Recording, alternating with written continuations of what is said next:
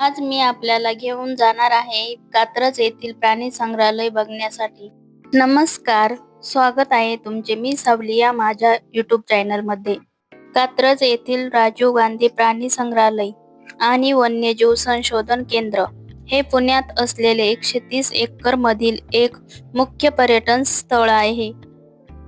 या संग्रहालयाची स्थापना 1999 मध्ये झाली. तसेच उद्यानात विविध प्राणी, पक्षी आणि सरपटणारे पशु यांच्या 60 पेक्षा जास्त प्रजाती येथे आपल्याला पाहायला मिळतील. हे उद्यान पुणे-सातारा महामार्गावर भारती विद्यापीठ जवळ आहे. सकाळी काही न खाता लवकर निघाले असल्यामुळे खूप भूक लागली होती, म्हणून नवले ब्रिज येथील या हॉटेलमध्ये नाश्ता केला आणि पुढे निघाले. हे उद्यान पर्यटकांसाठी सकाळी 9:30 ते संध्याकाळी 5 वाजेपर्यंत चालू असते आणि दर बुधवारी बंद असते. चला तर मग आता आपण जाऊ संग्रहालयाची सफर करण्यासाठी.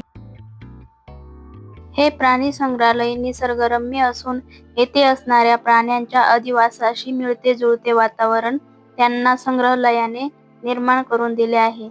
तसेच संग्रहालयाच्या मध्यभागी 42 एकराचा कात्रज तलावही पाहायला मिळतो.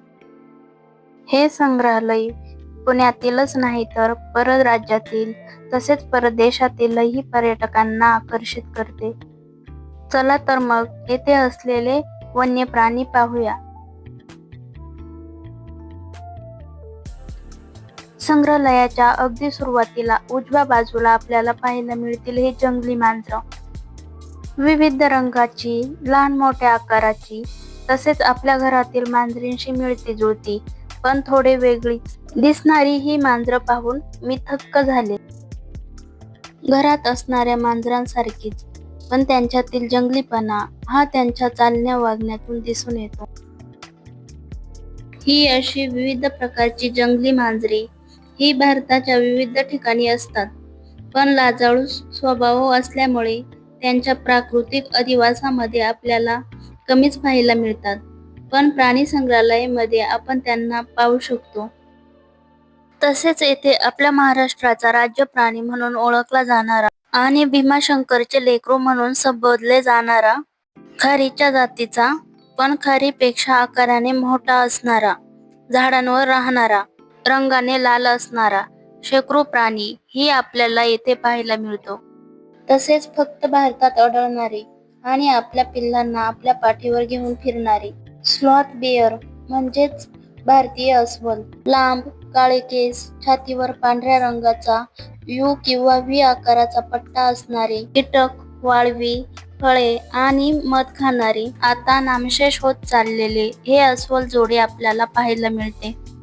येथे आपल्याला मांजर कुळातील पॅन्थेरा परडस प्रजातीचा अत्यंत चपळ आणि एकटा राहणारा शिकारी प्राणी म्हणजेच बिबट्या सुद्धा पाहायला मिळते.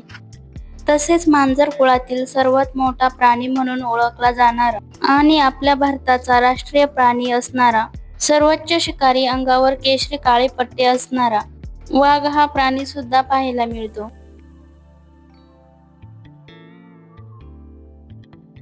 तसेच एका दुर्मिळ अनुवांशिक प्रकाराचा जो त्याच्या पांढऱ्या शुभ्र फरवर काळ्या पट्ट्यांनी आणि निळ्या डोळ्यांनी सुंदर दिसणारा पांढरा वाघ हा या प्राणी संग्रहालयाचे मुख्य आकर्षण आहे. हा वाघ बघायला लोक लांबून लांबून येतात.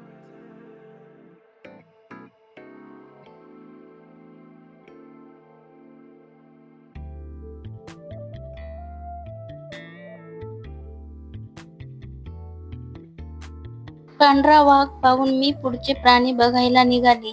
प्राणी संग्रहालयातील पुढचा पाहिलेला प्राणी म्हणजे रानगवा. रानगवे हे जगातील गाई या कुळातील सर्वात मोठा आणि वजनदार प्राणी म्हणून ओळखले जाते. हे प्रामुख्याने पश्चिम घाट, निलगिरी आणि भारताच्या उष्णकटिबंधीय जंगलात आढळणारे प्राणी आहे. रानगवे यांचा रंग गडद तपकिरी ते काळा असतो. तसेच भारतात आढळणाऱ्या मोठ्या हरणांपैकी एक सांबर हरिण सुद्धा आपल्याला येथे पाहायला मिळते. सांबर हरिण हे प्रामुख्याने गडद तपकिरी रंगाचे असतात.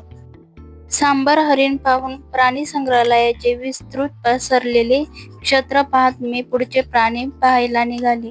आता पाहायला मिळणारा प्राणी म्हणजे अतिशय वेगाने धावण्यासाठी म्हणून ओळखला जाणारा शाकाहारी प्राणी, ज्यामधील नर काळ्या पांढऱ्या रंगाचे शिंग असलेले आणि त्यांच्या माद्या भुऱ्या रंगाच्या व शिंग नसलेल्या असतात. हा प्राणी म्हणजेच काळवीट. पुढे आपल्याला पाहायला मिळतो आशिया खंडातील सर्वात मोठा रानटी हरिण प्रजातीचा प्राणी नीलगाई. पुढचा प्राणी हा शुष्क प्रदेशात, गवताळ प्रदेशात आणि खुरट्या जंगलात आढळणारा एक लाजाळू, चपळ आणि मध्यम आकाराचा सस्तन प्राणी चिंकारा हरिण. तसेच भारतात आढळणारा दुर्मिळ आणि लहान आकाराचा चौशिंगा हरिणही पाहायला मिळतो. भारतीय तरस हा भारतात आढळणारा एक महत्त्वाचा मांसाहारी वन्य प्राणी आहे. तो प्रामुख्याने गवताळ प्रदेश, कोरडी जंगले आणि डोंगर कपारीत राहतो. भारताच्या गवताळ प्रदेशात अर्धवाळवंटी भागात आढळणारा अत्यंत दुर्मिळ मांसाहारी प्राणी भारतीय लांडगा येथे आपल्याला पाहायला मिळतो.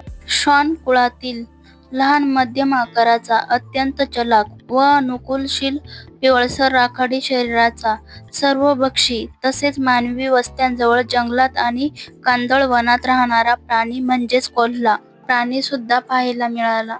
तसेच जमिनीवरील सर्वात मोठा असणारा प्राणी हत्ती हा सुद्धा येथे पाहायला मिळाला. गजराज उन्हाळा असल्यामुळे मस्त आंघोळीची मजा घेत होते. तसेच इथे आपल्याला आशियातील सिंह सुद्धा पाहायला मिळतो. या ठिकाणी आपल्याला माकड सुद्धा पाहायला मिळतं. या संग्रहालयात सरपटणाऱ्या प्राण्यांच्या विविध प्रजाती पाहायला मिळतात. त्यापैकी बिनविषारी धामण हा साप पाहायला मिळतो. या संग्रहालयात साप बघण्यासाठी लोक आवर्जून येत असतात. प्राणी संग्रहालयामध्ये विविध प्रकारचे कासव सुद्धा पाहायला मिळतात.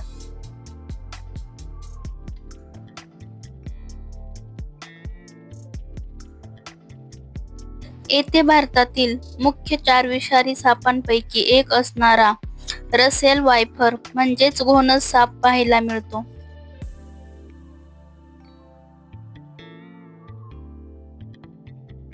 तसेच संग्रहालयामध्ये असणारा हा भल्ला मोठा अजगर पाहून मी आश्चर्यचकितच झाले. एवढा मोठा अजगर मी केव्हा पाहिलाच नव्हता. पाठीवर ताऱ्यासारखे नक्षी असल्यामुळे चांदणी कासव नावाने ओळखली जाणारी ही कासव प्रजाती सुद्धा येथे पाहायला मिळते. या ठिकाणी सरडा प्रजातीमधील असणारा पण सामान्य सरड्यांच्या तुलनेत आकाराने मोठा आणि हिरव्या रंगाचा हा सरडा सुद्धा पाहायला मिळतो. तसेच या ठिकाणी नागासारखी दिसणारी पण बिनविषारी असणारी धुळनागिन सुद्धा पाहायला मिळाली. तसेच भारतात आढळणारा अतिशय शांत, बिनविषारी आणि लहान आकाराचा तस्कर हा साप सुद्धा पाहायला मिळतो. भारतातील विषारी सापांपैकी असणारा आणि झाडांवर राहणारा हिरव्या रंगाचा चापडा साप सुद्धा पाहायला मिळाला. तसेच ही भली मोठी मगर सुद्धा पाहिली.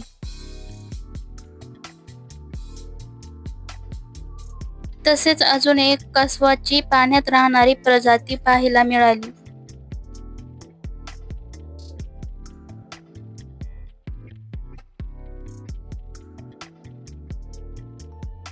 पाण्यात राहणारा बिनविषारी साप सुद्धा पाहायला मिळाला. तसेच भली मोठी घोरपडही पाहायला मिळाली. तसेच वेटोळे घालून बसलेला भारतीय अजगर सुद्धा पाहायला मिळाला. प्राणी संग्रहालय फिरून आल्यावर उन्हामुळे घशाला पडलेली कोरड ही थंड थंड लस्सी पिऊन मिटावली. आपल्याला जर आजचा व्हिडिओ आवडला असेल तर व्हिडिओला लाईक, शेअर आणि चॅनलला सबस्क्राईब नक्की करा. धन्यवाद.